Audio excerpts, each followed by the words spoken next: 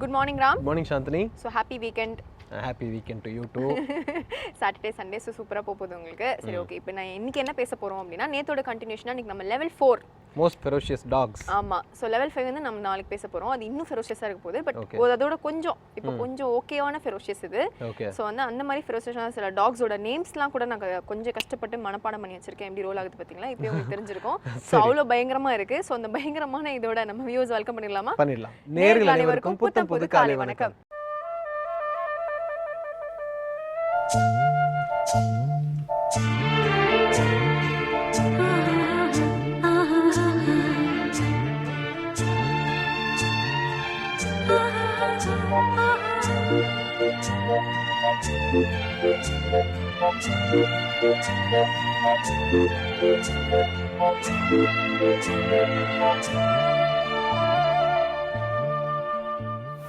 Chandni, level 4 most ferocious dogsல first நம்ம பார்க்க போறது வந்து பாக்ஸர். ஓகே என்னதான் பேர் வந்து பாக்ஸர் அப்படின்னு இருந்தாலும் ரொம்ப அக்ரெசிவான நேச்சர்லாம் இது கிடையாது. ரொம்ப ஃப்ரெண்ட்லியா ஒரு பிரைட் என்ன சொல்றது ஒரு எனர்ஜெட்டிக்கான ஒரு டாக் தான் இது. எப்பவுமே ஹைப்பரா இருக்கும். ஒரு ஹைப்பரா இருக்கும். பட் வந்து ஒரு ஃப்ரெண்ட்லியான டாக் தான். பட் ஏன் இதை வந்து ஐ மீன் மோஸ்ட் டேஞ்சரஸ் டாக் அப்படின்னு சொல்றாங்கன்னா ஆக்சுவலா பாத்தீங்கன்னா டாப் 25 மோஸ்ட் டேஞ்சரஸ் டாக்ஸ்ல வந்து இது இருக்கு. ஓகே ஸோ இது ஏன் அப்படின்னு பார்த்தீங்கன்னா 1982ல இருந்து 2012 வரைக்கும் ஒரு 48 இன்சிடென்ட்ஸ் நடந்திருக்கு ரொம்ப நெகட்டிவா. ஸோ இதை அட்டாக் பண்ண மாதிரி அது மாதிரி நிறைய இன்சிடென்ட்ஸ் நடந்திருக்கு. ஸோ அதுக்கப்புறம் தான் இந்த பாக்ஸரை வந்து மோஸ்ட் டேஞ்சரஸ் டாக் அப்படின்னு வந்து அவர் என்ன சொல்றது அந்த வகையறால கொண்டு வந்தாங்க. ஓகே ஸோ இதுக்கு என்ன காரணம் அப்படின்னு பார்த்தீங்கன்னா இது என்னதான் ஃப்ரெண்ட்லி எனர்ஜெட்டிக் பிரைட் அப்படிலாம் இருந்தாலும் இது வந்து ரொம்ப தலக்கணம் பிடிச்ச டாகம். ஓகே ஸோ அதனால தான் வந்து இது ரொம்ப நெகட்டிவான இன்சிடென்ட்லாம் போய் மாட்டிட்டு இருக்கு. ஓகே ரொம்ப ஹெட் வெயிட் பிடிச்ச டாகா இருக்கு போல இருக்கு. இவ்வளவு தலகணம் ஆகாத பாக்ஸ் இருக்கு. சரி ஓகே தொடர்ந்து இன்னைக்கான சூரியோதயம் பார்க்க வேண்டிய டைம் வந்துருச்சு. பார்த்துடலாமா? இது சூரியோதயம்.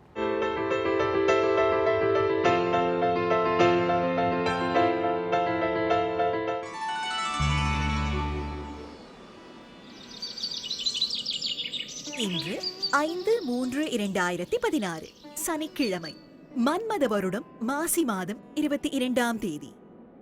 இன்று சூரியோதயம் 6:24 ராகு காலம் காலை 9 மணி முதல் 10:30 மணி வரை. யமகண்டம் பகல் 1:30 மணி முதல் 3 மணி வரை. குளிகன் காலை 6 மணி முதல் 7:30 மணி வரை.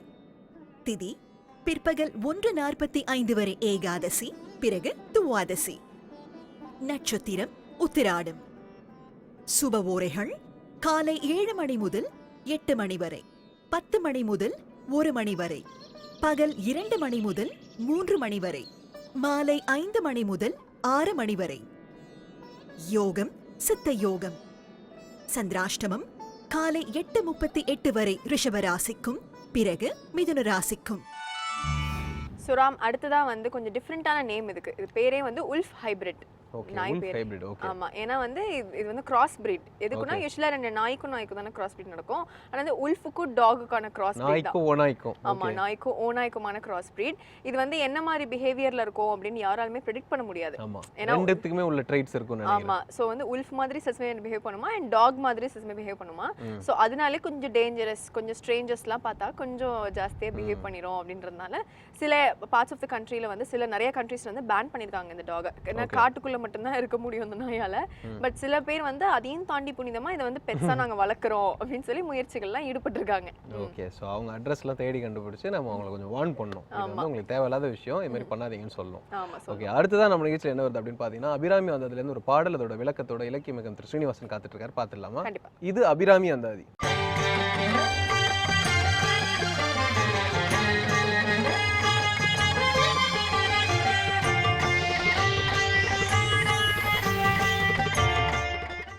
ஸ்ரீ வித்யோபாசனாசக்தம் ஸ்ரீ வித்யாபீடபூஷணம் ஸ்ரீ வித்யாபினவம் வந்தே ஸ்ரீ கிருஷ்ணானந்த சர்க்குரும். அனைவருக்கும் இனி காலை வணக்கம். அபிராமி அந்தாதி அற்புத தமிழ் பாக்களிலே 83வது பாடல். விரவும் புதுமலரிட்டு நின் பாத விரைக்கமலம் இரவும் பகலும் இறைஞ்சவல்லார் இமையோர் எவரும் பரவும் பதமும் ஐராவதமும் பகீரதியும் உறவும் குலிசமும் கற்பகக்காவும் உடையவரே என்கின்ற அருமையான பாடல். இதனுடைய பலனாக ஏவலர் பலர் உண்டாக என்கின்ற பலனை தந்திருக்கிறார். நிறைய வேலைக்காரர்களை யார் வைத்துக்கொள்ள முடியும்? நிரம்ப வசதி உடையவர்கள் தான் நிறைய வேலைக்காரர்களை வைத்துக்கொள்ள வேண்டும். இப்படி திரும்பினால் ஒரு வேலைக்காரன், இப்படி திரும்பினால் ஒரு வேலைக்காரன், பார்த்தால் ஒரு வேலைக்காரன், என்ன வேண்டும் என்ன வேண்டும் என்று கேட்டுக்கொண்டே இருப்பார்கள். சாதாரணமாகத்தான் கீழ் வகுப்பு எடுக்கக்கூடிய ஆசிரியர்கள் இருக்கிறார்களே, அவர்களை ஒரு சின்ன வேலைகளை கூட செய்ய விட மாட்டார்கள். அந்த வகுப்பிலே படிக்கக்கூடிய மாணவர்கள் பென்சில் கீழே விழுந்து விட்டால் கூட ஆசிரியர் குனிய மாட்டார், மாணவன் வேகமாக எடுத்து கொடுத்து விடுவான். அப்படி நிரம்ப வசதி படைத்தவர்களை எந்த வேலையும் செய்ய முடியாமல் நிறைய வேலைக்காரர்கள் சுற்றி இருப்பார்கள். அது அவருடைய செல்வ பெருக்கை காட்டக்கூடிய ஒரு அருமையான தன்மை. ஏவலர் பலர் உண்டாக வேண்டும், அந்த நிலை வர வேண்டும். நிறைய ஏவலர்களை கீழே வைத்து மேலே இருந்து உயர்ந்த நிலையிலே இருந்து பணியாற்றக்கூடிய ஒரு மிகப்பெரிய தன்மையை ஒருவர் பெற வேண்டும் என்று சொன்னால் இந்த பாடலை திரும்ப திரும்ப பாராயணம் செய்ய வேண்டும். வேலைக்காரர்கள் இருப்பது ஒரு பெரிய விஷயம் இல்லை. வேலைக்காரர்கள் புத்திசாலியாக இருக்க வேண்டும். நம்மிடத்தில் வேலை பார்ப்பவர்கள் மிகப்பெரிய அறிவாளிகள் என்று சொல்லாவிட்டாலும் கூட நாம் சொல்லுவதை பெற்றுக்கொண்டு அந்த வேலையை பார்ப்பவர்களாக இருக்க வேண்டும். அப்படிப்பட்டவர்கள் தான் உண்மையான நல்ல வேலைக்காரர்கள். மிக அழகாக வள்ளுவ பெருந்தகை சொல்லுவார், நாம் என்ன நினைக்கிறோமோ அதை அவர்கள் செய்ய வேண்டும். அதற்கு பெயர் குறிப்பு உணர்தல் என்று பெயர். குறிப்பில் குறிப்புணர்ந்து கொள்ளுவானை உறுப்பினுள் யாது கொடுத்தும் கொள்ளல் என்று சொல்லுவார் வள்ளுவர். யார் குறிப்பாலே நினைப்பதை நடத்துகிறார்களோ அவர்களை நம்முடைய உறுப்பிலே இருந்து ஒன்றை கொடுத்து கூட பக்கத்திலே வைத்து கொள்ளலாம் என்று சொல்லுகிறார். அப்படிப்பட்ட வேலைக்காரர்கள் உணர்ந்தவர்களாக இருக்க வேண்டும். முதலாளி என்ன நினைக்கிறார் என்பதை நினைத்தவுடனே சாதிக்கக்கூடியவர்களாக இருக்க வேண்டும். அப்படிப்பட்ட மிகப்பெரிய சாதனை புரியக்கூடிய பணியாளர்கள் பல பேர் உருவாக வேண்டும். அப்பொழுது நாம் நினைப்பதை அவர்கள் செய்து கொண்டே இருப்பார்கள். இன்னும் சொல்லப்போனால் நாம் நினைப்பதற்கு மேலாக கூட ஒருபடி மேலே சென்று அதனை முன்கூட்டியதாக முடித்து வைத்திருப்பார்கள். அப்படி ஒரு வேலைக்காரர்களுடைய அமைப்பு. அதற்கு மிகப்பெரிய பேறு வேண்டும். நல்ல மனைவி அமைவதற்கு, நல்ல கணவன் அமைவதற்கு, நல்ல பிள்ளைகள் அமைவதற்கு, நல்ல நண்பன் அமைவதற்கு, நல்ல உறவுகள் அமைவதற்கு எப்படி ஒருவருக்கு நல்ல பேர் வேண்டுமோ அதே போல் நல்ல வேலைக்காரர்கள் அமைவதற்கு பேர் வேண்டும். பல பேர் டென்ஷனாக அலைவார்கள். என்ன காரணம்? அவர்கள் சொல்லுவதை இந்த வேலைக்காரர்கள் அப்படியே பெற்றுக்கொள்வதற்கான அறிவில்லாமல் இருப்பார்கள். நாம் ஒன்றை சொல்லிவிட்டால் அந்த சொல்லுகின்ற வரைக்கும் எப்படி எப்படி எப்படி என்று கேட்டுக்கொண்டே இருப்பார்கள். சொல்லி முடித்த பிறகு மறுபடியும் முதல்ல இருந்து தொடங்குவார்கள். அதை என்ன செய்ய வேண்டும்? அதை சொல்லித்தானேப்பா உன்னிடத்தில் இவ்வளவு நேரம் சொன்னேன், புரியவில்லையா என்று கேட்டால் நாம் திரும்ப திரும்ப அவனுக்கு பாடம் சொல்வதற்குள்ளாக நாமே எழுந்து சென்று அந்த வேலையை முடித்து விடலாம். கிராமப்புறங்களில் சொல்வார்கள், உதடு தேய்வதற்கு உள்ளங்கால் தேய்வது பரவாயில்லை என்று சொல்வார்கள். உதடு தேய்வதற்கு என்று சொன்னால் நாம் சொல்லுவதன் மூலமாக திரும்ப திரும்ப வேலைக்காரத்தில் சொல்லிக்கொண்டே இருப்பதனால உதடு தேய்ந்து போய்விடுகிறது. அதற்கு பதிலாக நாமே எழுந்து நடந்து சென்று விட்டால் உள்ளங்கால் தேய்ந்தால் பரவாயில்லை, உதடு தேய்வதற்கு பதிலாக உள்ளங்கால் தேய்ந்தால் பரவாயில்லை என்று சொல்வார்கள். அப்படி வேலைக்காரர்கள் அமைவதனாலே ஒரு பிரயோஜனம் இல்லை, மேலும் டென்ஷன் தான் அதிகமாகும். வேலைக்காரர்கள் நல்ல வேலைக்காரர்களாக இருக்க வேண்டும். பாரதி சொல்லுவானே, எங்கிருந்தோ கண்ணன் எனக்கு அப்படி ஒரு வேலைக்காரனாக வந்து அமர்ந்திருக்கிறான் என்று சொல்வார்களே. கண்ணன் சேவகன், அதை படித்தாலே அப்படி ஒரு வேலைக்காரனுடைய அமைப்பை மகாகவி பாரதி சொல்லுவார். எப்படியெல்லாம் அவன் அந்த வேலையை செய்கிறான், எப்படியெல்லாம் பம்பரமாக சுழன்று இருக்கின்றான். எங்கிருந்தோ வந்தான், இந்த சாதி நான் என்றான், இங்கு இவனை யான் பெறவே என்ன தவம் செய்து விட்டேன் என்று சொல்வார். அப்படிப்பட்ட பணியாளன் எம்பெருமான் கிருஷ்ண பரமாத்மா ஒரு தேரோட்டியாக போனானே, அப்படிப்பட்ட பணியாளனாக இருந்தான். பெரியவர்கள் நினைந்து நினைந்து உருகுவார்கள். ஒரு தேரோட்டி எந்த இலக்கணத்திலே இருக்க முடியுமோ அந்த இலக்கணத்திலே இருக்க வேண்டுமோ அந்த இலக்கணத்திலே கிருஷ்ண பரமாத்மா இருந்தார். சவ்யாசி என்று அர்ஜுனனுக்கு ஒரு பெயர். 2 கரங்களினாலும் வில்லையும் அம்பையும் வைத்துக்கொண்டு அம்பு செலுத்தக்கூடியவன். அப்படி 2 கரங்களிலும் அம்பையும் வில்லையும் வைத்துக்கொண்டு அவன் வேகமாக அந்த போர்க்களத்தில் இருக்கிற பொழுது நீ இப்படி போக வேண்டும், நீ அப்படி போக வேண்டும் என்று சொல்லி வார்த்தைகளாலே கூட அவனால் என்ன செய்ய இயலாதாம். அந்த ரதத்தை செலுத்துவதற்காக வேகமாக அவனால் சொல்ல இயலாதாம். ஆகையினாலே எல்லா மன்னர்களும் பொதுவாக என்ன செய்வார்களாம், ரதத்தை வேகமாக செலுத்தி போகக்கூடிய அந்த பணியாளனை, அந்த தேர்ப்பாகனை எந்த பக்கத்திலே ரதத்தை செலுத்த வேண்டும் என்று நினைக்கிறார்களோ அந்த பக்கத்திலே இருக்கக்கூடிய தோளிலே தங்களுடைய கால் பெரு விரலினாலே மிதிப்பார்களாம். தன்னுடைய கால் பெரு விரலினாலே வலது தோள்பட்டை மிதித்தால் அவன் வலது பக்கம் ரதத்தை செலுத்த வேண்டும். இடது தோள்பட்டையை கால் பெரு விரலினாலே மிதித்தால் அவர்கள் இடது பக்கம் அந்த ரதத்தை செலுத்த வேண்டும். தர்மத்தை காப்பதற்காக எம்பெருமான் ஸ்ரீகிருஷ்ணன் அதுபோல அர்ஜுனனுடைய கால் பெரு விரலினாலே பல ஆயிரம் முறை மிதி வாங்கி இருக்கிறான் என்று கண்ணீர் வடித்து கொண்டு சொல்வார்கள். ஒரு பணியாளன் அப்படி இருக்க வேண்டும். ஒரு பணியாளன் என்று சொன்னால் எதையும் பொருட்படுத்தாது, தர்மத்தை காப்பாற்றுவது ஒன்றே தன்னுடைய குறிக்கோள் என்று கிருஷ்ண பரமாத்மா அத்தகைய பணியை எடுத்துக்கொண்டு செய்தான். ஆகையினாலே தான் அவன் பார்த்த சாரதி என்று தன்னுடைய பெயரையே சூட்டி கொண்டான். ஒரு பணியாளன் என்று சொன்னால், ஒரு ஏவலாளன் என்று சொன்னால் அப்படி ஒரு ஏவல் இருக்க வேண்டும். நல்ல வேலைக்காரர்கள், நல்ல பணியாளர்கள், நமக்கு கீழே பணிபுரியக்கூடியவர்கள், அவர்களையும் நாம் அப்படி மதித்து அவர்களுக்குரிய பெருமையை அளித்து அவர்களுக்குரிய ஊதியத்தை அளித்து நாம் அவர்களை பத்திரமாக வைத்து கொள்ள வேண்டும். கீழே வேலை பார்ப்பவர்களை மனிதர்களாக கூட மதிக்க அவர்கள் இந்த உலகத்தில் எத்தனையோ பேர் இருக்கிறார்கள். அவர்களுக்கு நிச்சயமாக நல்ல வேலைக்காரர்கள் கிடைப்பார்களா என்று சொன்னால் இன்றைய காலகட்டத்தில் கிடைப்பது சாத்தியக்கூறே இல்லை. தனக்கு கீழே வேலை பார்ப்போன்னு ஒரு மனிதன், அவனையும் நாம் ஒரு கருத்திலே கொள்ள வேண்டும் என்று வைத்து கொள்ள வேண்டும். அது வீட்டிலே பாத்திரம் துலக்குபவர்களாக இருந்தாலும் சரி, வீட்டை கூட்டி சுத்தம் செய்பவர்களாக இருந்தாலும் சரி, தெருவை கூட்டுபவர்களாக இருந்தாலும் சரி, எந்த வேலையை அவர்கள் செய்தாலும் கூட அந்த பணியை செய்பவர்களை நாம் மதிக்க வேண்டும். அப்படி மதித்த நமக்கு நல்ல ஏவலர்கள் பலர் கிடைப்பார்கள். நல்ல பணியை மனப்பூர்வமாக முழுமையான சிந்தனையோடு யார் செய்கிறார்களோ அந்த பணி எப்படி இருக்கும்? மிகச் சிறப்பாக இருக்கும். அத்தகைய வேலைக்காரர்கள் இன்றைக்கு தேடி பார்ப்பது என்பது மிகுந்த கடுமையானதாக ஒரு சூழ்நிலையாக மாறிவிட்டது. டெடிகேட்டட் ஒர்க் என்று சொல்வார்கள். தங்களை முழுமையாக அர்ப்பணித்து கொள்ளக்கூடிய பணியாளர்கள், முதலாளிக்காக, தான் சார்ந்திருக்கக்கூடிய நிறுவனத்திற்காக, தன்னிடத்தில் வரக்கூடிய பொதுமக்களுக்காக தனக்கு என்ன வேலை விதிக்கப்பட்டிருக்கிறதோ அந்த வேலையை திறம்பட அவர்கள் எதிர்பார்ப்பதற்கு அதிகமாகவே செய்யக்கூடியதாக மிகப்பெரிய பணியாளர்கள் எல்லாம் இருந்திருக்கிறார்கள், வேலைக்காரர்கள் இருந்திருக்கிறார்கள். ஆனால் இன்றைக்கு நாம் என்ன செய்கிறோம்? நம்முடைய பணியை செய்வதற்கு அரசாங்கம் ஒரு சம்பளம் கொடுக்கிறது. நாம் நம்முடைய பணியை அரசாங்கம் கொடுக்கக்கூடிய சம்பளத்தையும் தாண்டி நாம் ஒரு லஞ்சம் அவர்களுக்கு கொடுக்கிறோம். ஒரு காலத்திலே கூட லஞ்சத்தை வாங்கி கொண்டு வேலை செய்தவர்கள் இருந்தார்கள். ஆனால் இன்றைக்கு லஞ்சம் கொடுத்த பிறகும் கூட அவர்களை திரும்ப திரும்ப என்ன செய்ய வேண்டியிருக்கிறது? நாம் தூண்டிக்கொண்டே இருக்க வேண்டியது. லஞ்சம் கொடுத்து மிகப்பெரிய ரெக்கமெண்டேஷன் என்று சொல்வார்களே, மிகப்பெரிய அளவிலே அவர்களுக்கு பெரியவர்களை வைத்து நாம் வேலைகளை முடித்து கொள்ள வேண்டிய அவசியமான கால சூழ்நிலையில் இருக்கிறோம். அரசாங்கம் அவர்களுக்கு பணி செய்வதற்காக கொடுக்கக்கூடிய பணம், நாம் நம்முடைய பணியை செய்வதற்காக கொடுக்கக்கூடிய கையூட்டு, அதையும் தாண்டி மிகப்பெரிய மனிதர்களுடைய அந்த ரெக்கமெண்டேஷன் என்று சொல்வார்களே, நம் பொருட்டு நம் சார்பாக அவர்கள் செய்யக்கூடிய மிகப்பெரிய உதவி, இவற்றையெல்லாம் நாம் பார்க்கிற பொழுது நல்ல பணியாளர்கள் எங்கே இருக்கிறார்கள்? லஞ்சம் வாங்கி கொண்டே இருக்கிறார்கள். லஞ்சம் வாங்கி யாரும் பணக்காரராக ஆனதாக வரலாறே இல்லை. நான் பலமுறை இந்த தொடரிலேயும் பொதுக்கூட்டங்களிலும் அதைத்தான் சொல்லிக்கொண்டே வருகிறேன். நம்முடைய அடுத்த தலைமுறை நன்றாக வாழ வேண்டும் என்று சொன்னால் கையூட்டு பெறுதல் என்பது ஒரு நூல் கூட இருக்கக்கூடாது. எத்தனையோ கோடிக்கணக்கான பணம் வந்தாலும் வேண்டாம் என்று விலக்கியவர்களுடைய பரம்பரை நன்றாக இருக்கிறது. அந்த பொருளை அவர்கள் பெற்றதனால் அவர்களுக்கு அந்த பொருள் நல்ல வகையில் பயன்பட்டதாக வரலாறு இல்லை. வியாதி கொண்டு போகிறது, இல்லை என்று சொன்னால் வேறு ஏதாவது ஒரு சிக்கல்கள் வந்து சேருகிறது. அவற்றுக்காகவே அந்த பணத்தை அவர்கள் செலவழிக்கிறார்கள், லஞ்சம் பெறுகிறார்கள். அதன் மூலமாக அவர்களுக்கு ஒரு மனச்சுமை, வியாதி வருகிறது, அதன் மூலமாக அவர்களுக்கு ஒரு மனச்சுமை.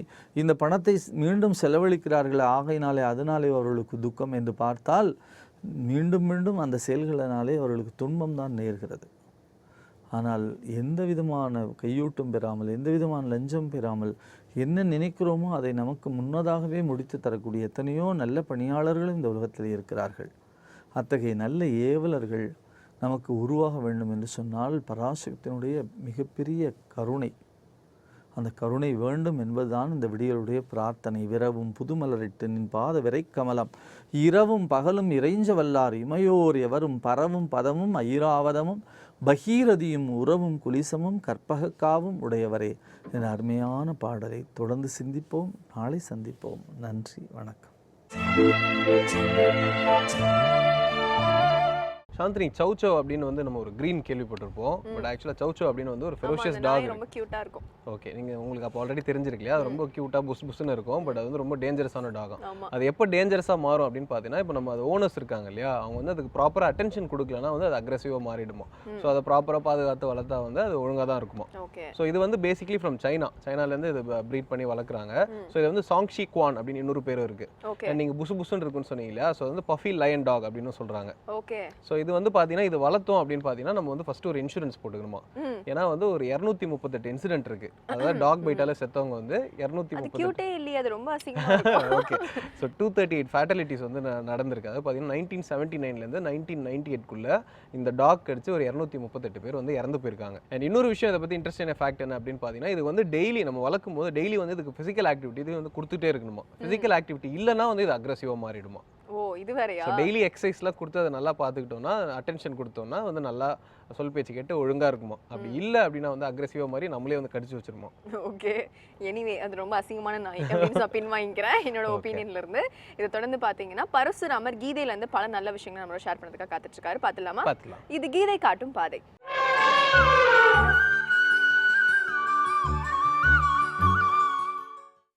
வசுதேவ சுதம் தேவம் கம்ச சாணூரமர்தனம் தேவகி பரமானந்தம் கிருஷ்ணம் வந்தே ஜெகத்குரும். வேந்தர் டிவி நேயர்களுக்கு அன்பு வணக்கங்கள். கீதை காட்டும் பாதைங்கிற இந்த தலைப்பில் இன்னைக்கு உருவ வழிபாடு வேணுமா வேண்டாமா அப்படிங்கிறத பார்க்க போகிறோம். அது சரியா தப்பா இன்னும் பழிச்சுன்னு சொல்கிறதுன்னா வச்சுக்கோங்களேன். விஸ்வரூப தரிசனம் எடுத்து காண்பித்த அந்த அர்ஜுனன் சுவாமி அர்ஜுனனுக்கு முடித்தவுடன் அர்ஜுனன் தன் பழைய வடிவத்தையே பார்க்க விரும்பியதன் காரணமாக சுவாமி பழைய வடிவத்திலேயே வந்து விடுகின்றார். ஹே அர்ஜுனா, ஏற்கனவே நம்ம சொல்லியிருக்கோம் எப்படி இப்படி யோகம் தபஸ் இதெல்லாம் அப்படி என்னை அடையலாம், யோகத்தின் மூலம் அடையலாம். அடுத்தது எந்த விதமான பற்றுதலும் இல்லாமல் அவரவர்கள் கடமைகளை செய்வதன் மூலம் அடையலாம். எளிமையான வழி, பக்தி பண்ணி கொண்டிருந்தால் முக்தி பெறலாமே. தமிழில் கீர்த்தனைகளே உண்டைய பாடல்களே இருக்க, பக்தி பண்ணிட்டு அடையலாம். அடுத்தது சுவாமி இப்போ அடுத்த அத்தியாயத்தில் இங்கே அர்ஜுனன் கேட்குறான், கண்ணா நிர்குண வழிபாடா சகுன வழிபாடா? எளிமையாக சொல்கிறதுன்னா புரியும்படியாக, அதாவது உருவம் அற்ற பரபிரம்ம வழிபாடு, உருவமற்ற நிலைன்னு சொல்கிறோமே, சுவாமிக்கு உருவம் கிடையாது, அது தெளிவாக புரிஞ்சுக்கோங்க. உருவமற்ற அந்த வழிபாடு உயர்ந்ததா உருவ வழிபாடு உயர்ந்ததா? ரெண்டில் ஏதானும் ஒன்று சொல்லு. பிரச்சனையே அங்கே தான் பிரச்சனையே. இப்போவே சந்தேகம் வந்திருக்கணும், உருவம் இல்லாத பரபிரம்மன் சொல்கிற உருவம் எதுக்கு சார்? ஏன் நம்ம முன்னோர்கள் எளிமையாக கொடுத்துட்டு போயிருக்காங்க, அதை விட நாம் ஏன் கஷ்டப்படணும்? எடுத்து வச்சதை அப்படியே அடுத்த தலைமுறை கையில் கொடுத்துட்டு போனால் போகிறோம், அந்த குழந்தைகள் நன்னா வாழும்.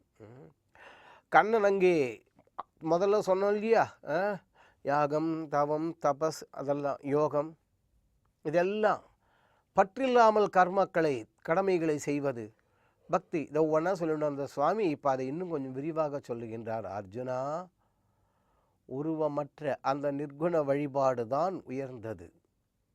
அப்பாடா, அதனால் தாங்க நாங்கள் கோயிலுக்கே போகிறது இல்லை. இருக்கட்டும் ஒரு பக்கமாக இருக்கட்டும், அந்த கண்ணனே இதை கௌத்தர் போகிறாரு அப்படியே. ஆனால் உருவமற்ற அந்த நிர்குண வழிபாட்டை எல்லோராலும் செய்ய முடியாது. அங்கே தான் உதைக்கிறது. அந்த உருவமற்ற நிர்குண வழிபாடுன்னா என்ன அர்த்தம்? அப்படி உட்கார்ந்து கொண்டு, அதுவும் அந்த மலை சுவாமி, இந்த மரம் சுவாமி, இந்த ஆகாயம் சுவாமி, இந்த கடல் சுவாமி. இப்போ சொல்லிட்டோம் வார்த்தையில் சொல்லியிருக்கோம். ஆனால் இதுவே தவறு, தப்பு. இது மலைன்னு பேதம் தெரிஞ்சு போயிடுத்து, இது மரம்னு பேதம் தெரிஞ்சு போயிடுத்து, இது கடல்னு தெரிஞ்சு போயிடுத்து. கடல்னு சொல்லும் பொழுது கீழே குனிஞ்சு பார்த்தேன், பார்த்துருப்பேல. போச்சு, இந்த நிலை எல்லாராலையும் அடைய முடியாது. எல்லாவற்றையும் ஏகமேவம் அத்விதீயம் பிரம்மம் சொல்றது. ஒன்றின்றிரு தெய்வம் குண்டிரு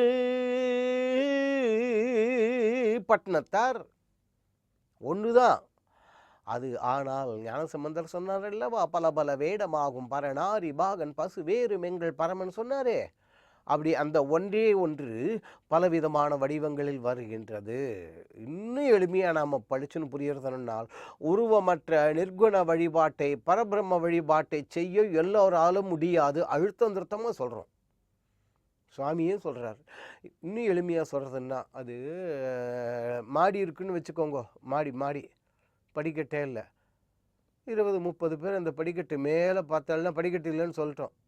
அந்த மேலே பார்த்தா ஒரு 10 கோடி ரூபாய் வச்சுருக்காளாம். 10 கோடி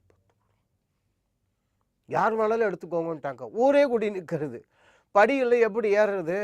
திடீர்னு அந்த நேரத்தில் ஒருத்தர் வந்தார், எல்லாம் வழி விடுங்கப்பா, எல்லாம் வழி விடுங்க அப்படின்னு. என்னடான்னு பார்த்தா அவர் எங்கேயோ ஒரு நீள குச்சி கொண்டார், மூங்கி குச்சி. அப்படியே எடுத்து, அது இருக்குது, அது ஒரு 10 அடி இருக்குன்னு வச்சுக்கோங்க.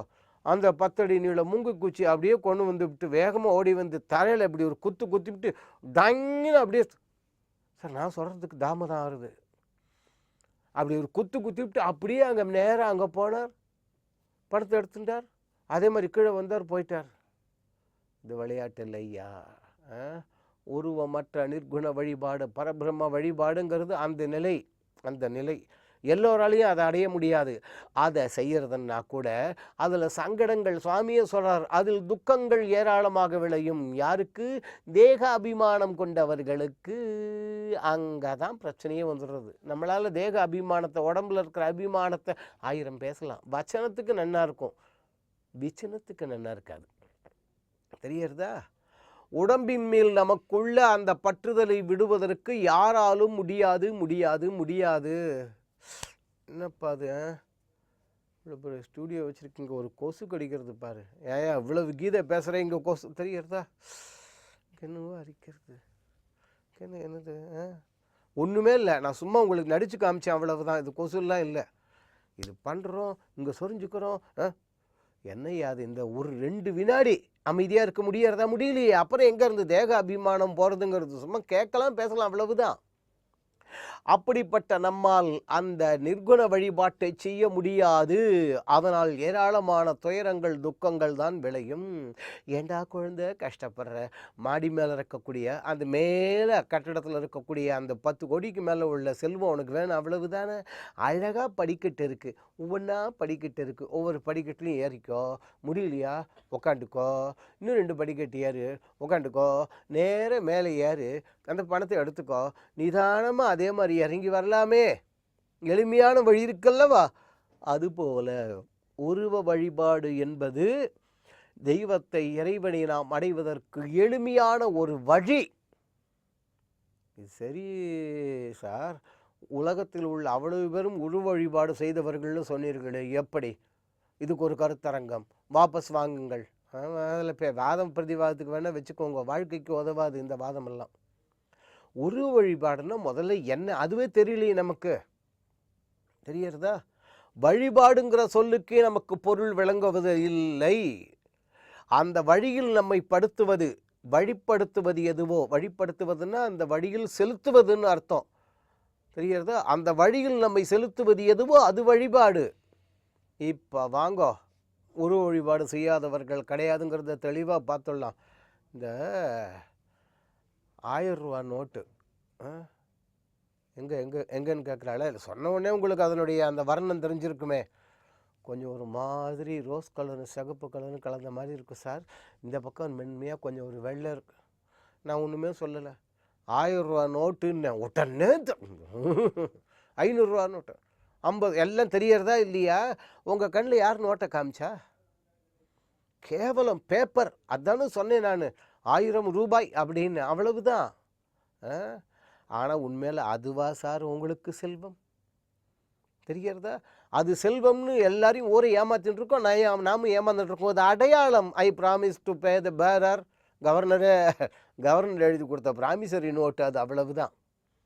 ஒரு பேப்பர், இத்தினுண்டு தாள், அது நாமே அது மேலே ஒரு ஆரோபணம் பண்ணி இது இவ்வளவு ரூபா. அதே பேப்பர் இன்னும் கொஞ்சம் சின்னதாக இருந்தால் 500 ரூபா. அதே இன்னும் கொஞ்சம் அகலம் கம்மியாக ஆனால் நீளமாக இருந்தால் அது கொஞ்சோண்டு 100 ரூபா. என்னெல்லாம் வச்சுருக்கோம். நாங்கள் உருவ வழிபாடே செய்ய மாட்டோம். அதனால் நாங்கள் யார்கிட்ட வேணாலும் சரி, காசும் கொடுக்க மாட்டோம், எதுவும் கொடுக்க மாட்டோம், பொருள் மட்டும்தான் கேட்போம். ஒருத்தர் சொல்கிறோமா? எப்பா இது 1000 ரூபா நோட்டு நல்லா பார்த்துக்கப்பா. அதில் உருவம் இருக்க.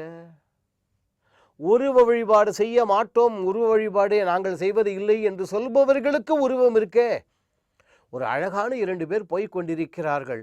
அந்த 2 பேரையும் பார்த்த உடனே ஒரு ஆளை, அந்த 2 பேரும் பெண்கள்னு வச்சுக்கோங்க, அதில் ஒரு பொண்ணை பார்த்தோன்னே அப்படிங்கிறோம். இன்னொரு பொண்ணை பார்த்த உடனே சீக்கிரம் வீட்டுக்கு வந்து சரி சோத்தை போடணும். எங்கே சார் போச்சு? அந்த கையெடுத்து கும்பிட்டோமே அது தாய் அல்லது சகோதரி. இன்னொரு பொண்ணை மிரட்டினோமே அது தாரம், மனைவி. உருவ வழிபாடு கூடாதுன்னா அப்போ 2 பேரையும் சரிசமமாக பார்த்திருக்க வேண்டும். 2 பேருமே பெண்கள் தானே. இது தாய் என்று சொல்லக்கூடிய அந்த வழிப்படுத்துதல், இது தாரம் என்று சொல்லக்கூடிய அந்த வழிப்படுத்துதல், இது மகள் என்று சொல்லக்கூடிய அந்த வழிப்படுத்துதல். ஆகவே இது கண்ணன் போட்ட அந்த பாதையிலிருந்து யாரும் விலகிச் சென்று விட முடியாது. எல்லையற்றவன் போட்ட பாதை. தக்குனூண்டு கடுகுக்குள்ள கூட இல்லை, நம்ம என்ன முடியாது, தெரியுறதா? ஆகவே நிர்குண வழிபாடா சகுண வழிபாடா, அதாவது உருவமற்ற வழிபாடா உருவ வழிபாடா என்று கேட்டால் அர்ஜுனா, இந்த உருவ வழிபாடு சகுன வழிபாடு தான் உயர்ந்தது. அப்படியே மெல்லமாக படிக்கட்டாக நம்மளை ஏற்றி கொண்டு போய் மிகவும் உயர்ந்த நிலையில் கொண்டு போய் வைத்துவிடும். தானே வந்து என்னை அடைந்து விடலாம் என்று கண்ணனே அங்கே வழிகாண்பித்திருக்கிறார். ஆகவே கண்ணன் வாக்கை கனிவுடன் கேட்போம், கடைப்பிடிப்போம். ஜகத்குருவான அந்த கண்ணன் நம் எல்லோருடைய உள்ளங்களிலும் இல்லங்களிலும் எழுந்தருளியிருந்து நம் குடும்பங்களில் ஆரோக்கியம், அமைதி, நிம்மதி, ஒற்றுமை, செல்வம் என்று சொல்லக்கூடிய எல்லா விதமான வளங்களையும் வழங்குமாறு வேண்டுவோம். கண்ணன் அருள்வார் யாருக்கு? இதன்படி நடப்பவர்களுக்கு. ஒரு புள்ளி மட்டும் வச்சுருக்கோம் இல்லையா, அத்வேஷ்டா அப்படின்னு சொல்லிட்டு ஆரம்பிச்சுட்டு அது புள்ளி வச்சுருக்கோம், அதில் பார்த்துருக்கோம். சர்வபூதானாம் சர்வ எல்லா மக்களையும்னு சொல்லலை, எல்லா ஜீவராசிகளிடமும் 3 முறை சொல்லியிருக்கிறேன் இலக்கணத்தை அனுசரித்து. தெரிகிறதா? எல்லா ஜீவராசிகளிடமும் நட்புடன், நல்ல நட்பு. யாருக்கு யார் என்ன பகை, என்னத்தை வாரி கட்டின்னு போகிறோம்? இப்போ எனக்கு வயசு 63 வயசு. 63 வருஷத்துக்கு முன்னாடி யார் நான்? எப்போ போவேனோ தெரியாது. அதுக்கப்புறம் நான் யார்? என்னை அது இடைப்பட்ட காலம், தக்குனோட காலம். இதில் அழகாக மனைவி இருக்குது, மக்கள் இருக்குது, கணவன் இருக்குது, குழந்தை இருக்குது, அழகாக ஒரு வேலை இருக்குது, எல்லாவற்றையும் அருள் செய்திருக்கிறான் அப்பா. அப்படிங்கப்படாதா?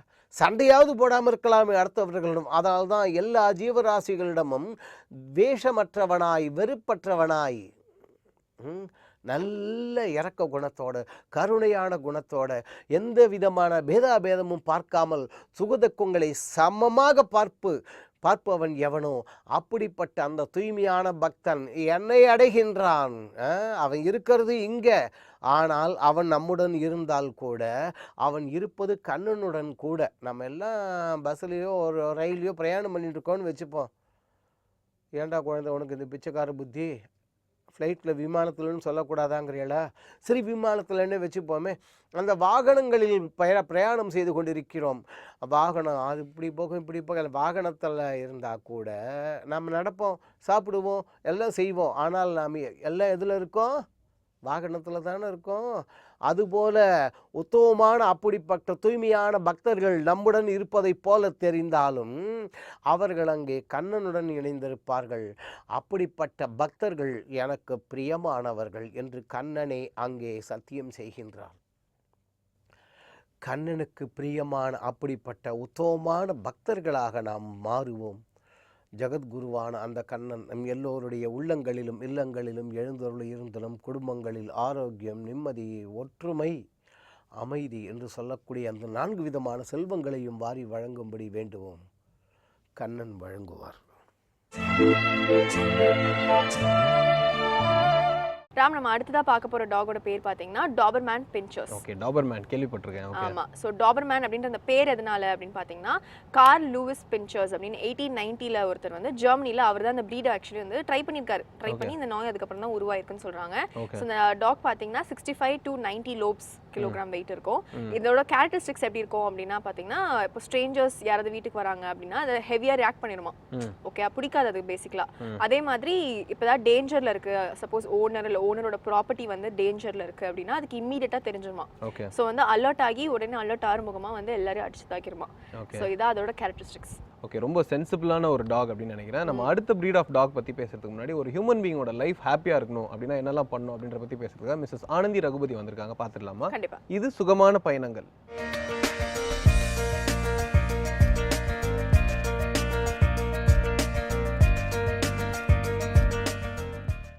வேந்தர் டிவி நேயர்களுக்கு வணக்கம். சுகமான பயணங்கள் அப்படிங்கிற செக்மெண்ட்டில் எந்த மாதிரி நம்மளோட டே டு டே லைஃப்பை இன்ட்ரெஸ்டிங்காக மாற்றிக்கலாம், என்ன மாதிரி சின்ன சின்ன சேஞ்சஸ் மூலமாக டெய்லியும் மார்னிங்லேருந்து ஈவினிங் வரைக்கும் நம்ம ஃபேஸ் பண்ணுற சில விஷயங்கள், நிறையா நபர்கள் ஃபேஸ் பண்ணுற மனுஷங்கள் எல்லாத்துக்கிட்டேயும் ஒரு நல்ல அண்டர்ஸ்டாண்டிங், ஒரு சுமூகமான பயணமாக இருக்கணும் அப்படிங்கிறதுக்கு இன்ட்ரெஸ்டிங்கான விஷயங்களை பேசிகிட்டு இருக்கோம். முதல்ல வந்து நான் வந்து உளவியல் பயிற்சியாளராக இருக்கிறதுனால நம்ம எப்படி வந்து நம்மளோட கேரக்டரை நிறையா நேரங்களில் ஒருத்தருக்கும் ஒரு பாஷை இருக்கும், ஒரு இடத்துக்கும் ஒரு மாதிரியான ஆக்டிவிட்டீஸ் இருக்கும். காமனாக எல்லா இடத்துலையும் ஒரே விஷயத்தை பயன்படுத்த முடியாது. அப்படி இருக்கும்போது பெரும்பாலான சில குணங்கள் எந்த இடத்துல இருக்கணும் ஒரு சக்ஸஸ் ஃபேக்டருக்கு அப்படிங்கிறத பேசலான்னு நினைக்கிறேன். முதல் விஷயமா நான் சொல்ல வர்றது, பதட்டம் அப்படிங்கிறது எந்த இடத்துலையும் இருக்கக்கூடாது. இது எல்லாத்துக்கும் எல்லா நேரத்துலையும் சாத்தியமானது இல்லை. எந்த மாதிரி விஷயம் நடந்தாலும் ஒரு சிலர் பார்த்தோன்னா ரொம்ப நிதானமாக எதுவுமே நடக்காத மாதிரி, நாங்கள் விளையாட்டாக சொல்லுவோம், ஒருத்தருக்கு வந்து சின்னதாக சுண்டு வரல அடிபட்டால் கூட அவங்க வந்து உயிரே போன மாதிரி ஃபீல் பண்ணுவாங்க. சிலருக்கு கையே இருக்காது, ஆனால் அந்த விஷயத்தை அந்த இடத்துல ரொம்ப லாவகமாக எளிமையாக கொண்டு போயிட்டுருப்பாங்க. அந்த மாதிரி எப்படி ஒரு சிலர் அப்படி இருக்க முடியுது, அது பயிற்சினால் கொண்டு வர முடியுமா, அப்படி இல்லாதவங்க எந்த மாதிரி மாற்றிக்க முடியும் தங்களை அப்படின்னு சொல்லிட்டு பேசணும்னு நினைக்கிறேன். ஒரு சிலர் நான் நிறையா நேரத்தில் எல்லாத்தையும் பார்க்கும்போது, அவங்கக்கிட்ட பேசும்போது பழகும்போது பெரிய விஷயம் நடந்திருக்கும், அது எதுவுமே நடக்காத மாதிரி ரொம்ப அழகாக ஹேண்டில் பண்ணுவாங்க. அதுக்கு வந்து இயல்புலேயே இருக்கிற குணமா இல்லை அவங்க தன்னை மாற்றிக்கிட்டாங்களா சில பயிற்சி மூலமாக அப்படின்னா, இயல்புலேயே நிறையா பேர்த்துக்கு அந்த கேரக்டர் வரும். அது எங்கேருந்து வரும் அப்படின்னா, நாங்கள் சொல்கிறது அம்மாவோட வயிற்றில் இருந்தே, கருவில் ஒரு குழந்தை இருக்கும்போதே அதனோட பெரிய அளவில் இமோஷ்னல் டெவலப்மெண்ட் அப்படின்னு சொல்லுவோம். அவங்க வந்து எது நடந்தாலும் அமைதியாக பக்குவமாக அது என்ன அப்படின்னு பார்க்குற ஒரு ஆட்டிடியூட் இருக்கும். அது அம்மா கிட்டேருந்து நிறையா வருது. கர்ப்பப்பையில் ஒரு குழந்தை வளரும்போது அந்த கேரக்டர் வருது அப்படிங்கிறத நம்ம கண்டுபிடிச்சோம். ஸோ இதனால தான் நம்ம காலங்காலமாக சொல்கிற விஷயம், ப்ரெக்னென்சியில் ஒரு மதர் வந்து ரொம்ப சந்தோஷமாக இருக்கணும், கர்ப்ப காலத்தில் என்ன நடந்தாலும் சந்தோஷமாக வச்சுக்கணும் அப்படின்னு சொல்லிட்டு நம்ம பெரியவங்கெல்லாம் சொல்லிகிட்டே தான் இருப்பாங்க. அவங்களுக்கு ஆசைப்படுற பொருளை வாங்கி கொடுங்க, அவங்க பிடிச்ச இடத்துக்கெல்லாம் கூட்டிகிட்டு போங்க, அவங்க என்ன சாப்பிடுன்னு நினச்சாலும் அவங்களுக்கு வாங்கி கொடுங்க, சந்தோஷமாக இருக்கணும், வயிற்றில் குழந்தை இருக்கும்போது அழக்கூடாது, எதுக்கும் வந்து ஏக்கப்படக்கூடாது அப்படிங்கிற ஒரு ஆட்டிடியூட் இருந்துச்சு. அதை நம்ம ஃபாலோ பண்ணிகிட்ருக்கோம். அதுக்கும் இந்த மாதிரி ஒரு எமோஷ்னலான ஒரு கேரக்டர், ஒரு மனுஷனோட முக்கியமான கேரக்டர் அப்படிங்கிறது எப்படி செட் ஆகுது அப்படின்னா, அந்த குழந்தை வயிற்றில் இருக்கும்போது பார்த்திங்கன்னா அம்மாவோட அத்தனை தாக்கமும் அதுக்கு இருந்துகிட்டே இருக்குது. இங்கே 4வது மாதத்தில் அந்த குழந்தை வந்து டச் பண்ணோடனே வெளியில் இருக்கிற ஒரு அம்மா கையை வச்சு இப்படி டச் பண்ணி பார்க்கும்போது அந்த குழந்தைக்குள்ளே புரியும் அப்படின்னு சொல்லுவோம். முதல்ல வர்ற ஒரு விஷயமே அந்த குழந்தைக்கு டச் பண்ணுறதை புரிஞ்சுக்கிற ஒரு பக்குவம் தான்.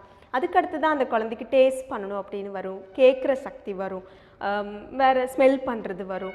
கடைசியாக ஒரு 7வது மாதத்துக்கு மேலே தான் கண்ணை திறந்து உள்ளே வந்து வெளிச்சத்தை பார்க்குற கெப்பாசிட்டி வரும்னு சொல்லுவோம்.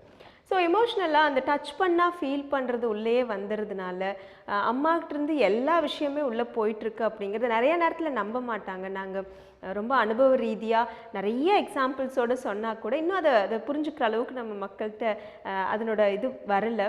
ஆனால் உண்மையை சொல்லப்போனால் அம்மாக்கிட்ட இருந்து அத்தனையுமே போகுது. நான் விளையாட்டாக கேட்பேன், ஒரு பிளேட் ஃபுல்லாக ஜங்க் ஃபுட்டை கொடுக்குறவங்களுக்கு ரொம்ப ஆயிலியாக இருக்குது, இல்லை ரொம்ப எண்ணெயோட பஜ்ஜி மாதிரி இருக்குதுன்னு வைங்களேன், ப்ரெக்னென்ஸாக இருக்கிற மதர்கிட்ட கொடுத்தோம் அப்படின்னா, ஐயோ நான் ப்ரெக்னெண்ட்டாக இருக்கேன் அப்படின்னு சொல்லுவாங்க.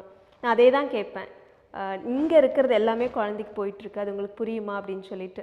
ஸோ இதை எவ்வளோ சீக்கிரம் மாற்றலாம், அவங்க பிரெயினில் இருக்கிற எந்த நேரம் பதட்டமாக இருக்கிற விஷயம், நிஜமாலுமே ரொம்ப சீரியஸான விஷயத்துக்கு பதட்டப்படுறது வேறு, ஒன்றுமே இல்லாததுக்கெல்லாம் பதட்டப்படுவாங்க. ஏதாச்சியா வெளியில் போனால் பக்கத்து வீட்டுக்காரங்க ஐயோ 4வது மாதமா 5வது மாதமா அப்படி பார்த்தா வயிறு தெரியவே இல்லை அப்படின்னு கேட்ட உடனே பதறி அடிச்சுட்டு ஃபோன் பண்ணுவாங்க. ஐயோ எனக்கு குழந்தைக்கு ஏதாவது ஆயிருக்குமா, வெயிட் போடாமல் இருக்குமா, தண்ணி கம்மியாக இருக்குமா, ஏதாவது நிறைய காரணங்கள். ஸோ இது வந்து இயல்பிலேயே ஒரு மனுஷங்களுக்கு வருதா அப்படின்னா கர்ப்ப காலத்துலேருந்து ஒருத்தருக்கு வருது அப்படிங்கிறது கண்டுபிடிச்சது ஒரு பெரிய விஷயம். அம்மா நீங்கள் கோவம் வந்தால் என்ன நடக்கும், அம்மாவுக்கு இல்லை ப்ரெக்னென்சிலும் இல்லை, ஜென்ரலாக ஒரு மனுஷங்களுக்கு ஒரு கோவம் வருதுன்னா ஒவ்வொருத்தரும் வெளிப்படுத்துகிற விதம் வேறு வேறு மாதிரி இருக்கும். ஒருத்தர் வந்து கையில் இருக்கிறதெல்லாம் தூக்கி போட்டு அடிப்பாங்க, ஒரு சிலர் பார்த்தீங்கன்னா கையில் இருக்கிறது உடைக்கிறது இல்லாமல் அமைதியாக அழுகிறது ஒரு சிலர் ரகம், இன்னொரு சிலர் பார்த்தீங்கன்னா கோவமாக கத்துறது, இப்படி எல்லாம் இருக்கும். ஒரு சிலர் கண்ணெல்லாம் செவந்துரும், அப்படியே கை கால்லாம் நடுங்க ஆரம்பிக்கும். இந்த மாதிரி கோவத்தர் உச்சகட்டத்தில் என்னென்னவோ நடக்கிறதெல்லாம் இருக்குது. இந்த மாதிரி பதட்டப்படும் போது ஒரு கர்ப்ப காலத்தில் இருக்கிற பெண்களுக்கு என்ன நடக்குது அப்படின்னா எல்லாத்துக்கும் நடக்கிற மாதிரி ஹார்ட் பீட் ரொம்ப இன்க்ரீஸ் ஆகும், அவங்களோட பம்பிங் ரேட் அதிகமாகும். அதனால் பிளட் ஃப்ளோ வந்து எக்கச்சக்கமாக கண்ணா பின்னான்னு உள்ளே வந்து ஃபாஸ்ட்டாக போகும். பிரெயினுக்கு போகிற பிளட்டு கொஞ்சம் குறைய ஆரம்பிக்கும். அதுக்கு அடுத்தது பார்த்திங்கன்னா ஸ்பைனல் கார்ட் பின்னாடி வந்து முதுகு தண்டுவடம் கொஞ்சம் எக்ஸ்பேண்ட் ஆகும். அதுக்கடுத்தது வயிற்றில் ஒரு ஆசிட் செக்ரீட் ஆகும் அப்படின்னு சொல்லுவோம். ஸோ அந்த மாதிரி இதெல்லாம் வந்து நடக்குது. கர்ப்ப காலத்தில் அந்த அம்மாவுக்கு இதெல்லாம் கோவம் வரும்போது தெரிஞ்சோ தெரியாமலோ இதே மாதிரி ஃபீலிங்ஸ் எல்லாமே, இதே ஆக்ஷன்ஸ் எல்லாம் அந்த கருவில் இருக்கிற குழந்தைக்கும் போயிட்டே இருக்குது. ஸோ அந்த குழந்தைக்கும் ஹார்ட் பீட் ரைஸ் ஆகும், அந்த குழந்தைக்கும் பிளட் ஃப்ளோ அதிகமாக போகும், பிரெயினுக்கு போகிற பிளட்டு கொஞ்சம் குறைய ஆரம்பிக்கும், ஆக்சிஜன் குறைய ஆரம்பிக்கும், கை கால்லாம் ஷிவரிங் மாதிரி இருக்கும், கண் உள்ளே அப்படியே செவக்கிற அளவுக்கு ஆகும். உள்ள அந்த குழந்தையோட வயிற்றுக்குள்ளே சின்னதாக ஆசிட் சிலதெல்லாம் தேவையில்லாத செக்ரீட் எல்லாம் நடக்கும். ஸோ இப்படி எல்லாமே அம்மா மாற மாற ஹார்ட் பீட் அதிகமாக அந்த குழந்தை அதுக்கு பழக்கம் ஆயிக்கிறாங்க. எப்போவாவது கோவம் வர்றது வேறு, ஏதாவது ஒரு காரணத்துக்கு மந்த்லி ஒன்ஸ் ட்வைஸ் இல்லை ரொம்ப யாராவது தப்பு பண்ணும்போது இயல்பாக அது பதட்டம் வரத்தான் செய்யும், கோவம் வரத்தான் செய்யும். ஆனால் எந்த நேரமே அடிக்கடி சின்னதாக அடுப்பில் ஒரு பால் பொங்கிடுச்சுன்னா கூட ஐயோன்னு டென்ஷன் ஆகிறவங்கலாம் இருக்காங்க. அந்த டென்ஷனை ஒரு அரை மணி நேரம் 1 மணி நேரத்துக்கு அப்படியே கேரி ஃபார்வர்ட் பண்ணி கொண்டு போயிட்டே இருப்பாங்க. அந்த பிரெயின் செட்டில் ஆகிறதுக்கு ரொம்ப நேரம் எடுக்கும் சிலருக்கெல்லாம். ஒரு ஏதாச்சும் ரோடு கிராஸ் பண்ணும்போது அப்படியே பதட்டத்தோடு அந்த பதட்டம் பார்த்திங்கன்னா அந்த பயணம் முடிஞ்சிட்டு வர வரைக்கும் அவங்களுக்கு அந்த இருந்துகிட்டே இருக்கும். இதெல்லாம் வந்து பிரெயினுக்கு நம்ம கீப்பான் இதே விஷயத்தை பழக்கப்படுத்தி அதை ஒரு லெவலில் கொண்டு போய் வச்சுருக்கோம். ஒன்று நடந்து முடிச்சோடனே முடிஞ்சு போச்சு அவ்வளோதான் அப்படின்னு எடுத்துக்கிற கேரக்டர் நம்ம இல்லாமல் இருக்கோம். அப்படின்னா அதை கண்டிப்பாக மாற்றிக்கோங்க. எஸ்பெஷலி ப்ரெக்னென்சியாக இருக்கிற மதர்ஸ் எந்த காரணத்துக்கு கொண்டும் இந்த சின்ன பதட்டத்துக்கு உள்ளே வரவே வேண்டாம். ஸோ இந்த குழந்தை என்ன ஆகும்னு கேட்பீங்க. வயிற்றில் இருக்கிற குழந்தைக்கு இந்த மாதிரி ஒரு ஆட்டிடியூட், மேலே கீழே, எப்போ பார்த்தாலும் ஹார்ட் பீட் ரைஸ் ஆகிறது, எப்போ பார்த்தாலும் பிளட்டு சூடாகிறது, எப்போ பார்த்தாலும் வயிற்றில் ஒரு ஆசிட் செக்ரீட் ஆகிறது, இது எல்லாம் எங்கே கொண்டு வந்து விடும்னா நாளைக்கு அந்த குழந்தை வெளியில் வந்ததுக்கப்புறம் என்ன சொன்னாலும் அதுக்கு உடனே அவுட் பர்ஸ்ட் அழுகிறதா இருக்கலாம், இல்லை எப்படி சொல்கிறது கோவத்தில் போட்டு உடைக்கிற குழந்தையாக இருக்கலாம், எது சொன்னாலும் காதில் வாங்கிக்காமல் தன்னோட அந்த அதிகமான ஒரு பிரெயினோட ஃப்ரீக்குவன்சி கீழே வரதுக்கு ரொம்ப லேட் ஆகுது அப்படிங்கிறத கண்டுபிடிச்சிருக்காங்க. அதனால தான் ப்ரெக்னென்சியில் நம்ம மூதாதையர்கள்லாம் வந்து இது ரொம்ப அழகாக முன்னாடி காலத்துலேருந்து சொல்லிக்கிட்டே தான் இருக்காங்க, ப்ரெக்னென்சியில் சந்தோஷமாக இருக்கணும் அப்படிங்கிறது. ஸோ அது எதனால் அப்படின்னா உள்ள டிஸ்டர்ப் ஆகிற இந்த இமோஷ்னல் டெவலப்மெண்ட் அது பேலன்ஸாக இல்லை அப்படின்னா லைஃப்பில் நிறைய நேரத்தில் கஷ்டப்பட வேண்டியதாக இருக்கும்.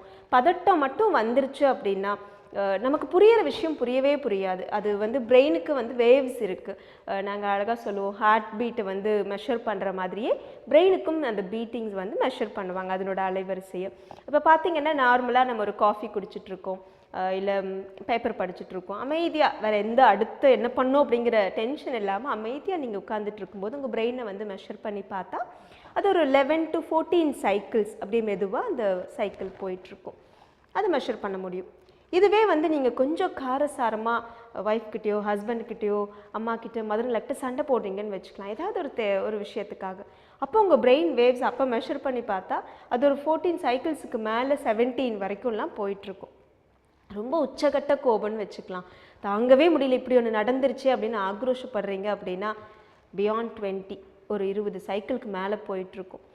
இதுவே ஒரு மர்டர்லாம் சில கொலை பண்ண வேண்டிய அளவுக்குலாம் சிலரோட சூழ்நிலை வந்துடுது இல்லையா, அப்படி ஒரு உச்சகட்டமான தன்னை மறந்துட்டு செஞ்சேன் அப்படின்னு சொல்லுவாங்க. அந்த மாதிரி கோவப்படும் போது பார்த்தீங்கன்னா இட் கோஸ் பியாண்ட் 25 சைக்கிளுக்கு மேலே போயிடும் அப்படின்னு சொல்லுவாங்க. ஸோ அப்போ அந்த சைக்கிள் 25, 20, 17 அப்படிலாம் மேலே போயிட்டுருக்கிறத இன்னும் கீழே கொண்டு வந்துட்டே இருந்தால் ஒருத்தர் சாதுவாக இருக்க முடியுமா முடியாதா?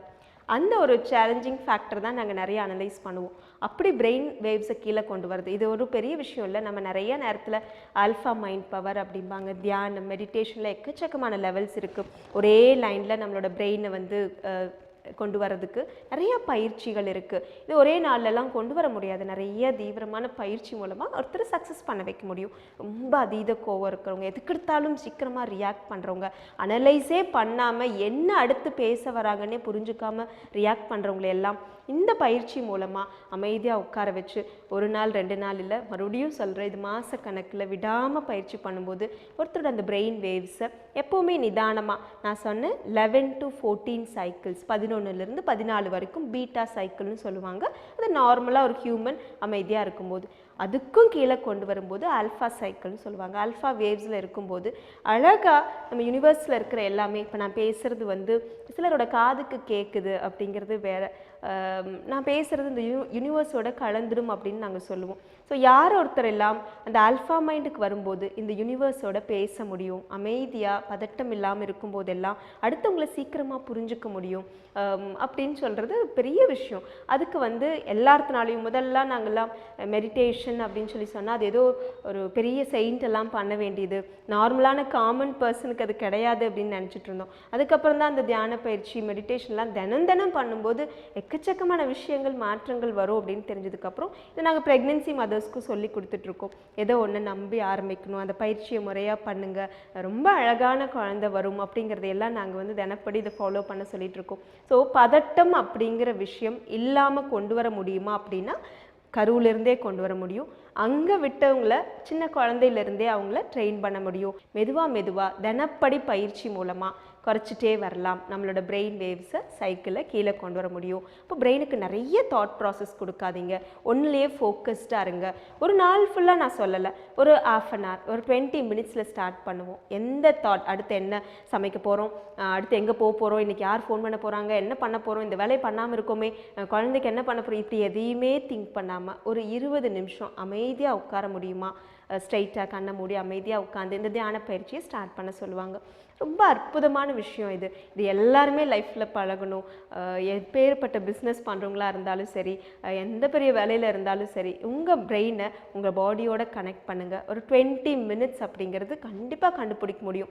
கொஞ்சம் ஏர்லியராக எழுந்துறீங்க, இல்லை வேறு ஏதாவது ஒர்க்கை வந்து கொஞ்சம் ஃபாஸ்ட்டாக பண்ணிவிட்டு டைம் கண்டுபிடிங்க.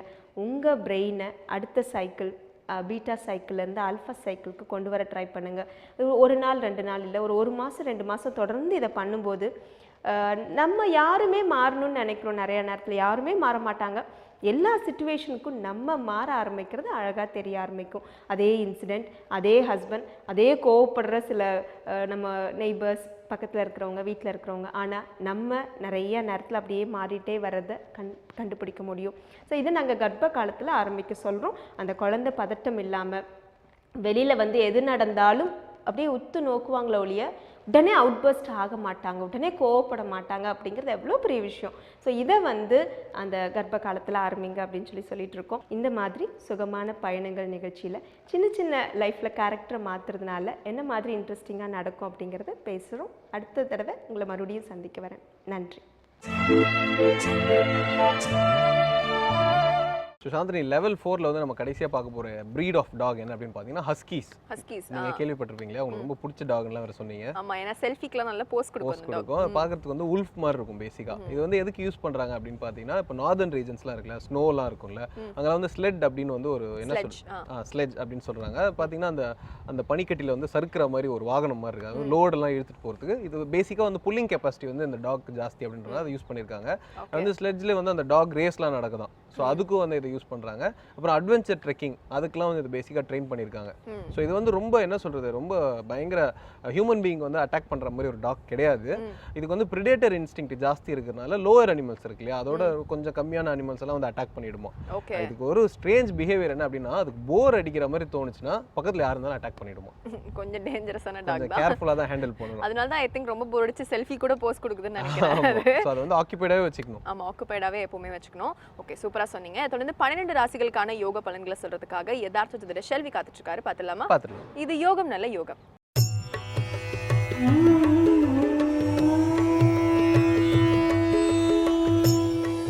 வேந்தர் டிவி நேயர்களுக்கு அனைவருக்கும் இனிய காலை வணக்கம். யோகம் நல்ல யோகம் நிகழ்ச்சியில் ஒவ்வொரு நாளும் உங்களை சந்திப்பதில் மகிழ்ச்சி அடைகின்றேன். இன்றைய நாளானது பார்த்தீர்கள் என்றால் 5ஆம் தேதி 3வது மாதம் 2016ஆம் ஆண்டு மாசி மாதம் 22ஆம் நாள் சனிக்கிழமை. மேஷம் முதல் மீனம் வரை உள்ள ராசி நேயர்களுடைய தினப்பலன்களை பார்ப்போம்.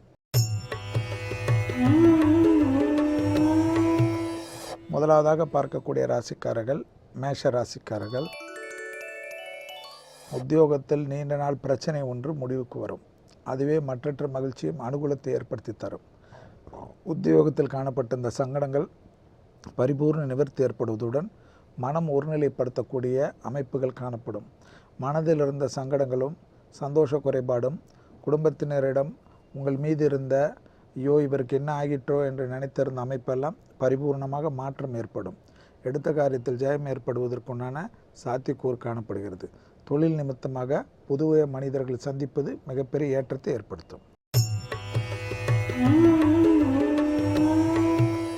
அடுத்ததாக பார்க்கக்கூடிய ராசிக்காரர்கள் ரிஷப ராசிக்காரர்கள். கொடுக்கல் வாங்கல் விஷயத்தில் மிக கவனம்.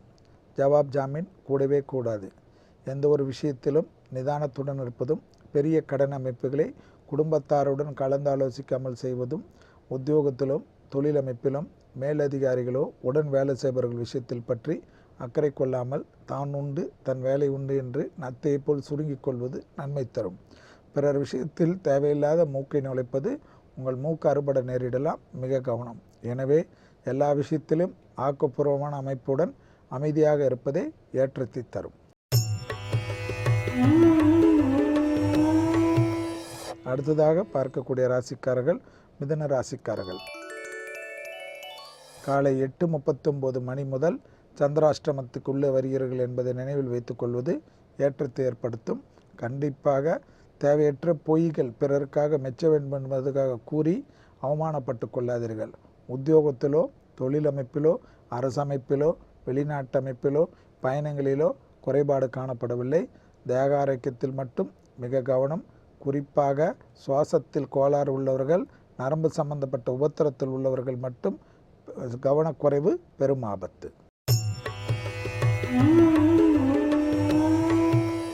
அடுத்ததாக பார்க்கக்கூடிய ராசிக்காரர்கள் கடகராசிக்காரர்கள். கடகராசிக்காரர்களுக்கு தொழிலமைப்பு உத்தியோகம் அனுகூலங்கள். பிள்ளைகள் விஷயத்தில் சிறிது கவனம். கண்டிப்பாக துணை அல்லது துணைவியாருடைய தேக ஆரோக்கியம் மன கஷ்டத்தை படுத்தலாம். வெளிவட்டாரத்திலோ தொழிலமைப்பிலோ அரசுக்கு விரோத காரியங்களில் ஈடுபடுபவர்களின் நிழல் கூட பாதுகாத்து இல்லாமல் இருப்பதும் கண்டிப்பாக கணக்கு வழக்குகள் தஸ்தாவேஜுகளை மிக கவனமாக கையாளுவதும் நன்மையை தரும் என்பதை நினைவில் வைத்துக் கொள்ளுங்கள். அடுத்ததாக பார்க்கக்கூடிய ராசிக்காரர்கள் சிம்ம ராசிக்காரர்கள். சிம்ம ராசிக்காரர்களுக்கு இன்றைய நாள் பார்த்தீர்கள் என்றால் எதிர்பார்க்காத நல்ல செய்தி. அரசு அமைப்பில் இருந்த கஷ்டங்கள் நிவர்த்தி. புதிய முயற்சிகள் வெற்றிகள். எதிரிகள் தாங்களாகவே சில விஷயத்தில் மாட்டிக்கொண்டு உங்களுக்கு வழிவகை பெரிதாக ஏற்படுத்தி கொடுப்பார்கள். எடுத்த காரியத்தில் ஜெயம். உத்தியோகத்திலும் தொழிலமைப்பிலும் இருந்த சங்கடங்கள் அபிவிருத்தி. படிப்படியாக நல்ல முன்னேற்றம் ஏற்றம் அனுகூலங்கள் எல்லாம் காணப்படுவதற்குண்டான சாத்தியக்கூறுகள். விடாத முயற்சிகள் பெரும் வெற்றி ஏற்படும். நீண்ட நாட்களாக உங்களுடன் இருந்து உங்களுக்கு எதிராக செய்தவர்களெல்லாம் விலகுவது போன்ற நல்ல விஷயங்கள். பணவரத்து தட்டுப்பாடு நிவர்த்தி ஏற்படும். அடுத்ததாக பார்க்கக்கூடிய ராசிக்காரர்கள் கன்னியா ராசிக்காரர்கள். அடிவயிறில் ஏற்கனவே உபத்திரம் உள்ளவர்கள் மிக கவனம். மற்றபடி பிள்ளைகள் விஷயத்தில் பூத கண்ணாடி ஆராய்ச்சி வேண்டாம். கர்ப்பஸ்திரீகள் சிறிது எச்சரிக்கை. எந்தவித பயணங்கள் வந்தாலும் எடுத்துக்கொள்வது மிக விரைவில் நல்ல அமைப்பு ஏற்படுத்தும். அரசமைப்பில் தடைப்பட்டிருந்த பதவி உயர்வு தடைப்பட்டிருந்த உத்தியோக மாற்றம் எல்லாம் வீடேறி வரும். சுபகாரியத்திற்கு உண்டான நல்ல செய்தி வீடேறி வருவதற்குண்டான சாத்தியக்கூறுகள். எடுத்த விஷயங்கள் அனைத்திலும் யோகம்.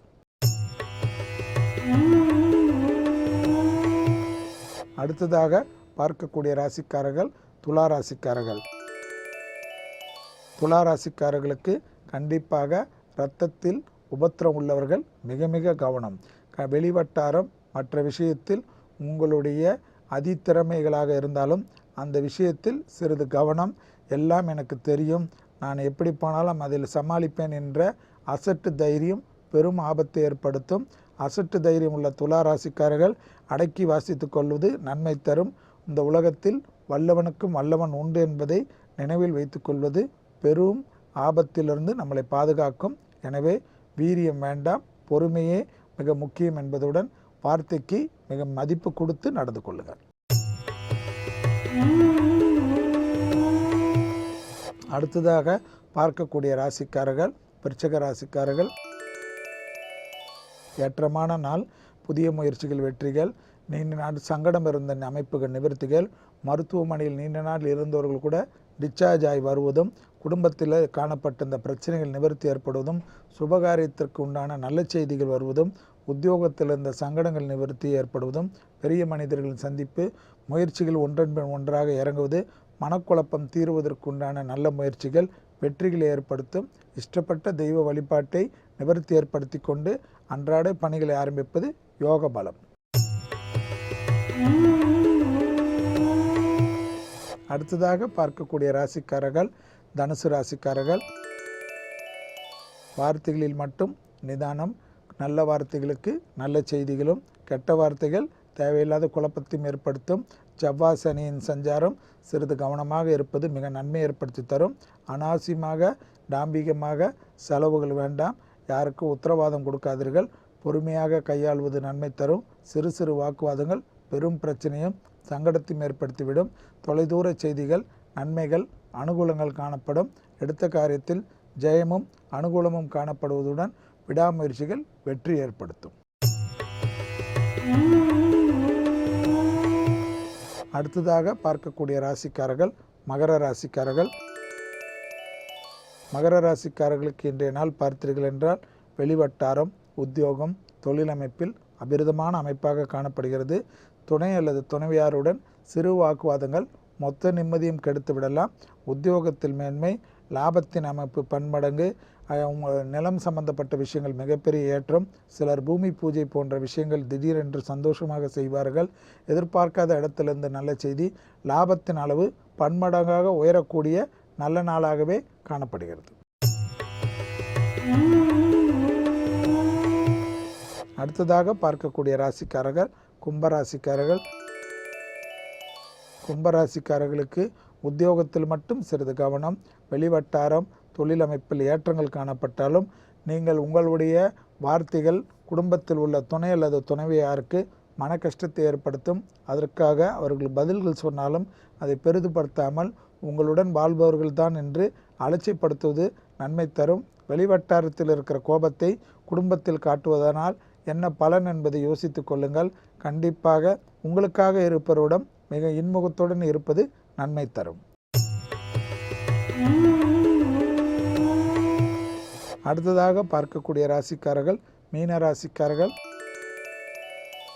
லாபம், அனுகூலங்கள், படிப்படியாக நல்ல முன்னேற்றம், உத்தியோகத்தில் இருந்த சங்கடங்கள் நிவர்த்தி, எதிர்பார்க்காத திடீர் அதிர்ஷ்டம், கடல் கடந்த பயணங்கள் வெற்றிகள், புது ஒப்பந்தங்கள், கலைத்துறையினர்களுக்கு திடீரென்று பெரும் பாராட்டுகள், புது ஒப்பந்தங்களால் மிகப்பெரிய தொழில் அமைப்புக்கு உத்தரவாதம் தரக்கூடிய நல்ல நாள். மீண்டும் நாளை யோகம் நல்ல யோகம் நிகழ்ச்சியில் சந்திப்பதில் மகிழ்ச்சி அடைகின்றேன். நன்றி, வணக்கம். ஸோ ராம், இன்னைக்கு லெவல் 4 ஆஃப் ரொம்ப ஃபெரோஷியஸான டாக்ஸ் வந்து பார்த்துட்டோம் இல்லையா? நாளைக்கு வந்து லெவல் 5 ரொம்ப ஃபினாலே நாளைக்கு கொடுக்குறோம். ஆமாம், ஃபினாலே வந்து நம்ம நாளைக்கு பண்ணுறோம். சண்டே முடிக்கிறோம் அந்த டாப்பிக்கை. இதோட நம்ம கிளம்பின டைம் வந்துருச்சு. அடுத்ததாக பார்த்தீங்கன்னா வேந்தரன் இளங்கதிர் காலை செய்திகள் காத்துட்ருக்கா. உங்களை சேர்ந்து நாமளும் பார்த்துட்டு இப்போ கிளம்பிடலாம். இதே மாதிரி நிறைய இன்ட்ரெஸ்டிங்கான செக்மெண்ட்ஸோட நாளைக்கு உங்களை வந்து சந்திக்கிறோம். அதுவரை உங்களிடமிருந்து விடைபெறுவது உங்கள் Arjun Ram and Chandini Mathivanan and the entire team of புத்தம் புது காலை. பாய்.